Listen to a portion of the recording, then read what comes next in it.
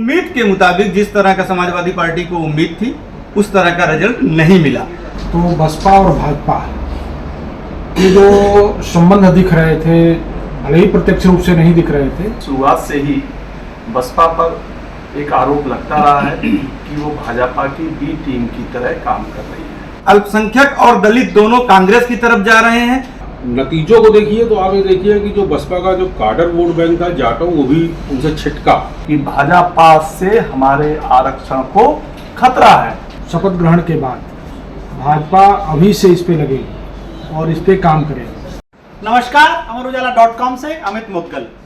एक ऐसी पार्टी जिसने सूबे की सियासत पर राज किया, एक नहीं रिकॉर्ड चार बार बसपा सुप्रीमो मायावती ने उत्तर प्रदेश की सियासत को परखा और यहां सिंहासन तक पहुंची। रिकॉर्ड 4 बार मुख्यमंत्री बनने के बाद मायावती क्या उत्तर प्रदेश के सियासी मिजाज को भांप नहीं पा रही हैं? एक नहीं, दो चुनावों में बसपा का पतन बार बार यही कह रहा है।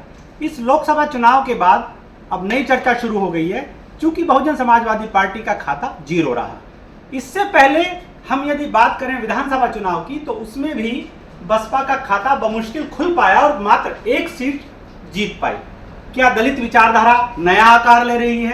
क्या दलितों की वोट शिफ्ट हो रही हैं तो कहां जा रही हैं? और क्या दलित राजनीति का सूरज एक नए अंदाज में उत्तर प्रदेश में अंगड़ाई ले रहा है? हम बात कर रहे हैं वरिष्ठ पत्रकारों से और जानेंगे कि आगे क्या सीन रहने वाला है और इसके क्या कारण हैं कि बसपा आज हाशिए पर है। बात करेंगे अजीत जी से। अजीत जी, बसपा की असफलता का क्या बड़ा कारण आप मानते हैं? देखिए, बसपा की असफलता का एक बड़ा कारण अगर हम कहें तो ये है कि शुरुआत से ही बसपा पर एक आरोप लगता रहा है कि वो भाजपा की बी टीम की तरह काम कर रही है। इंडिया गठबंधन के जो घटक दल हैं, खासकर कांग्रेस ने काफ़ी प्रयास किए कि बसपा जो है वो इंडिया ब्लॉक में आ जाए, लेकिन बसपा ने स्वीकार नहीं किया। यहाँ तक कि विधानसभा चुनाव से पहले राहुल गांधी ने खुद सार्वजनिक मंच से कहा कि मैंने मायावती जी से इस मामले में बात की कि वो आए यूपी में और हम उन्हें मुख्यमंत्री बनाने के लिए तैयार हैं, हम उनको मुख्यमंत्री पद का चेहरा देने के लिए तैयार हैं, लेकिन इसके बावजूद वो हमारे साथ नहीं आई। इन सब कारणों से, और जमीन पर बसपा की लड़ती हुई दिखाई नहीं दी, इन सब कारणों से ये एक इमेज बनी जनता के बीच में कि बसपा जो है वो बीजेपी के बी टीम की तरह काम कर रही है।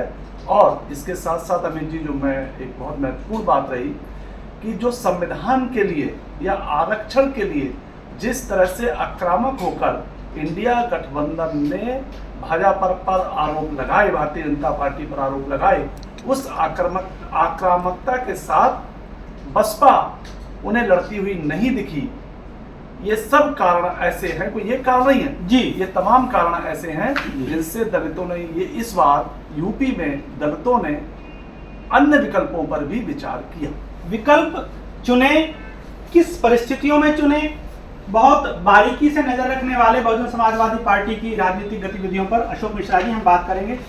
अशोक जी, क्या बड़ा कारण है? क्या टिकटों के बंटवारे, प्रत्याशियों का चयन, या कुछ दूसरे कारण हैं जो जिसने बसपा को बिल्कुल बैकफुट पर ला दिया है? अमित जी, देखिए, बसपा के टिकट बंटवारे की अगर हम बात करें तो उसमें इस बार उन्होंने सोशल इंजीनियरिंग का इस्तेमाल किया था और बहुत अच्छे तरीके से किया था, तो इसलिए ये सिरे से खारिज करना कि टिकट वितरण का गड़बड़ था, उसको मैं नहीं मानता हूँ। हाँ, लेकिन अगर आप मायावती के बयान पर गौर करें कि मुसलमानों ने उनका साथ नहीं दिया, उन्होंने पहला बयान अपना जारी किया, उसमें यही कहा कि मुसलमानों ने साथ नहीं दिया और मुस्लिम प्रत्याशियों को अगली बार हम सोच समझ के ही टिकट देंगे। नतीजों को देखिए तो आप ये देखिए कि जो बसपा का जो काडर वोट बैंक था जाटो, वो भी उनसे छिटका करीबन 3 से 4%। तो जब मुसलमानों ने साथ नहीं दिया, जाटवों ने साथ नहीं दिया, तो हम ये मान सकते हैं कि इन लोगों को इंडिया गठबंधन ज़्यादा मजबूत दिखा कि इसी को जिताया जाए। वहाँ पर बसपा जो है मात खा गई। तमाम आरोप लगने के बावजूद अशोक जी कह रहे हैं कि स्थितियां ऐसी नहीं थी, बसपा जानबूझकर किसी की बी टीम के तौर पर काम नहीं कर रही थी। सुधीर जी, क्या आपका मानना है कि बसपा कहाँ किस किरदार में खड़ी थी? देखिए अमित जी, बसपा का जो इसी चुनाव से नहीं, पिछले 2 चुनाव पे भी आप गौर करें तो बसपा और भाजपा ये जो संबंध दिख रहे थे, भले ही प्रत्यक्ष रूप से नहीं दिख रहे थे, लेकिन जो समीकरण बन रहे थे, जो इन्होंने रणनीति बनाई थी, उसमें ये लग रहा था कि बसपा जो है भाजपा के इशारे पे ही चल रही है। जैसे वैसी पे आरोप लगता रहा, उसी तरह के बसपा पे भी आरोप लगते हैं।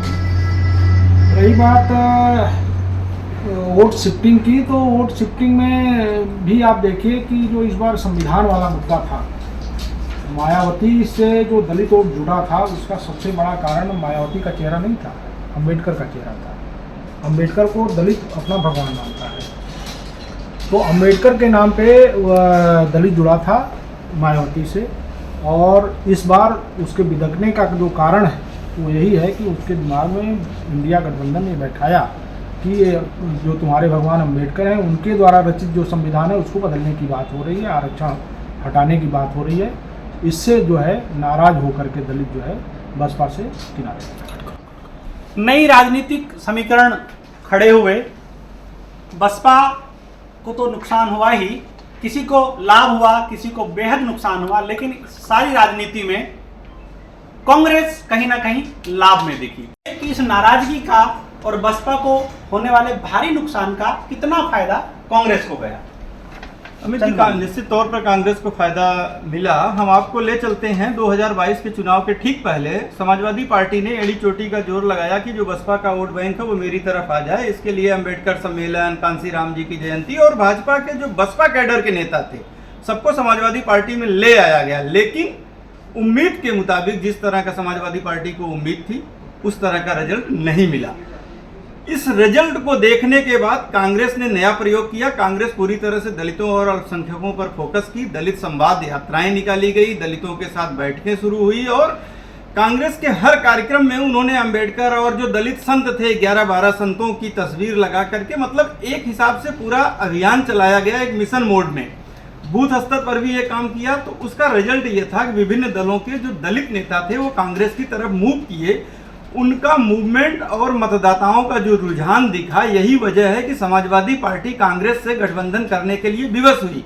अन्यथा समाजवादी पार्टी कांग्रेस पर, मतलब कांग्रेस को हाथ नहीं रखने दे रही थी, उससे बात नहीं कर रही थी। जब उन्होंने ये देखा कि अल्पसंख्यक और दलित दोनों कांग्रेस की तरफ जा रहे हैं तो ऐसे में बंटवारा हो सकता है। फिलहाल इंडिया गठबंधन बना, उसके बाद दोनों में समझौता होती है और रिजल्ट आपके सामने है। इस रिजल्ट के आधार पर आप निश्चित तौर पर ये कह सकते हैं कि कांग्रेस के साथ जो दलित, चूंकि कांग्रेस का पुराना वोट बैंक जो है दलित रहा है, तो लोकसभा चुनाव के दरमियान से ही वो कांग्रेस की तरफ मूव करता है। जब दिखा, जब समाजवादी पार्टी एक साथ हो गई तो इंडिया अलायंस हो गया, तो फिर उसने देखा कि अब इंडिया भाजपा से मुक्ति हमें दिला सकता है इंडिया अलायंस ही।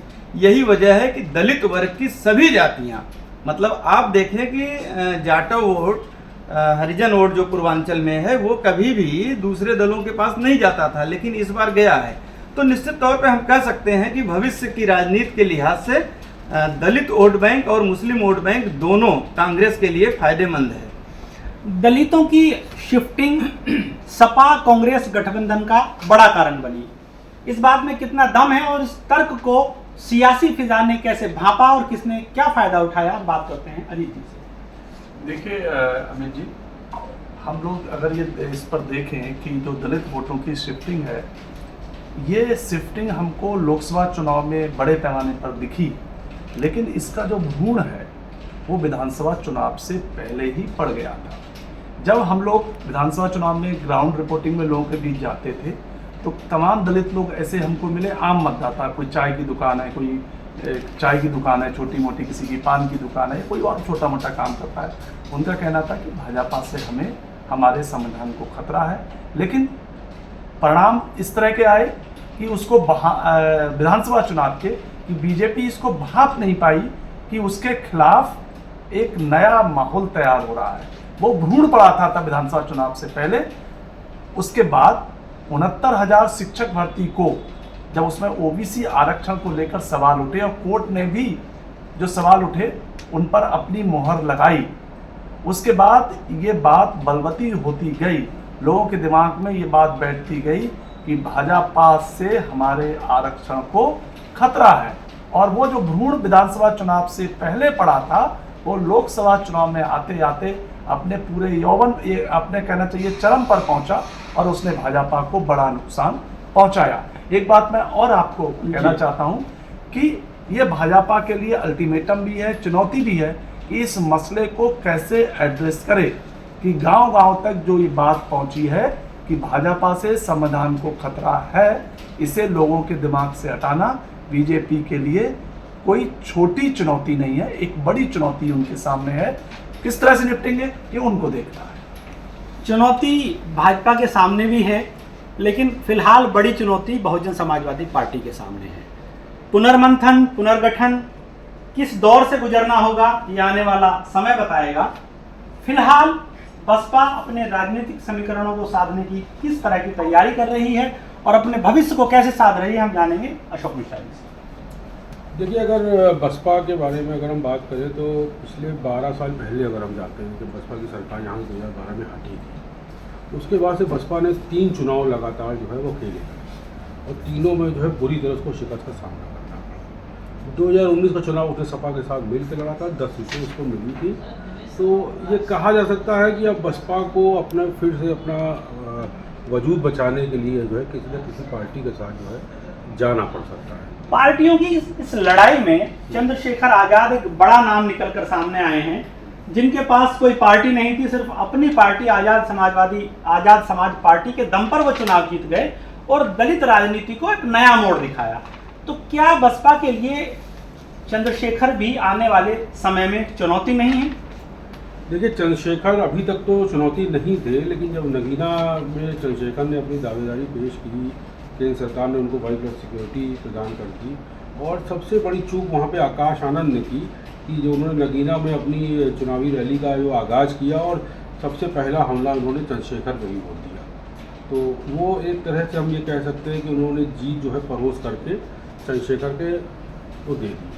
और दूसरा आप देखिए कि चंद्रशेखर को नगीना में सफलता मिली, उसके अलावा डुमरियागंज में उनका प्रत्याशी जो था अमर सिंह, वो 3रे स्थान पे आया है। तो बाकी जगहों पे चंद्रशेखर ने, लेकिन हाँ, चंद्रशेखर अपने पैर पसार रहे हैं बहुत तेज़ी से, राजस्थान, MP, हरियाणा, कई राज्यों में जो है प्रसार कर रहे हैं और युवा दलित जो है वो चंद्रशेखर में जो है संभावनाएं तलाश रहे हैं। इस बिखरते दलित वोटों को कहाँ जगह मिलेगी, कौन इसके लिए सबसे ज़्यादा संघर्ष करेगा और भाजपा इस पर कितना फोकस करेगी, हम सुधीर जी से बात करेंगे। सुधीर जी, क्या परिदृश्य आगे रहेगा और भारतीय जनता पार्टी कितना इस दलित वोटरों को अपनी तरफ लाने के लिए मशक्कत करेगी? निश्चित तौर पे अमित जी, ये चुनाव का परिणाम जो है भाजपा के लिए बड़ा संदेश दे गया है और भाजपा इससे सबक जरूर लेगी। और ठीक जैसी चर्चा है, सुनने में आ रही है, शपथ ग्रहण के बाद भाजपा अभी से इस पे लगेगी और इस पे काम करेगी। और भाजपा के पूरा फोकस है कि जो फार्मूला इन्होंने 2014 के पहले तैयार किया था दलित और OBC को अपने पक्ष में करने, गैर यादव और गैर जाटव को, उस पर भाजपा फिर से अपनी रणनीति को बनाएगी और निश्चित तौर पे अपने खोए हुए दलित वोट बैंक को वापस लाने के प्रयास करेगी। सियासी मौसम का विज्ञान भांपने में बसपा लगातार नाकाम रही है, चाहे विधानसभा चुनाव की बात हो या इस लोकसभा चुनाव का परिणाम रहा हो। बहरहाल आगे क्या रहेगा, बसपाई थिंक टैंक इस पर पूरी ताकत लगा रहा है। हम बात करते रहेंगे और आपको जानकारी देते रहेंगे सियासी समर की। आप जुड़े रहिए अमरउजाला.com से। अगर आप ये वीडियो YouTube पर देख रहे हैं तो हमारे चैनल को सब्सक्राइब करें और बेल आइकन को दबाना ना भूलें। अगर आप Facebook पर ये वीडियो देख रहे हैं तो हमारे पेज को लाइक करें।